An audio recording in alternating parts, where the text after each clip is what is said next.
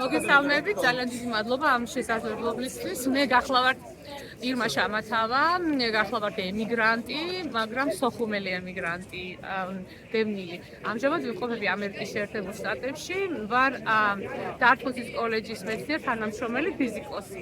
დღეს გავარ აქ და სხვაგვარად არ ძალმით, იმიტომ რომ დღეს წვება საქართველოს ბედი, შეუძლებელია ამ ცინიზმის, ამ სისასტიკის ყურება, ამ შიშორიდან, ამერიკიდან ლაივები, რომლებიც ჩვენ თვალნათლით ნახეთ და ვიხილეთ, იყო სისასტიკის და იმ აუტანლობის პიკი, რომელიც წარმოუდგენელია ნორმალურმა ცივილურმა ადამიანმა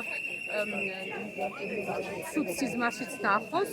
ეს არის კოშმარი, როცა სახელმწიფო ხელისუფლება, ანუ თვით მარქვია ხელისუფლება, მე არ შემიძლია მათ ხელისუფალი ვუწოდო, თვით მარქვია ბრბო, რომელმაც მოიპარა არჩევნები და დღეს ჩვენს მომავალზე ძალადობს. არ არსებობს ხალხთა დაჯგუფება, რომელიც მის მომავალზე იზალადებს და ის გააგრძელებს ხელისუფლებაში ყოფნას.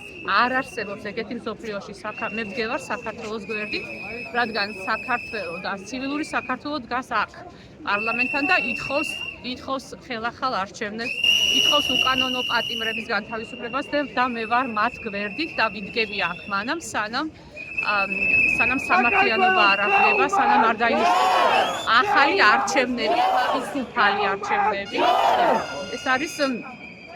ეს არის ცინიზმის პიკი, როგორც აღვნიშნე, მთელი მსოფლიო მხარს უჭერს საქართველოს, მხარს უჭერს მომავალ თაობას, რომელიც ასე აქტიურად იცავს მის მომავალს და დემოკრატიას საქართველოში.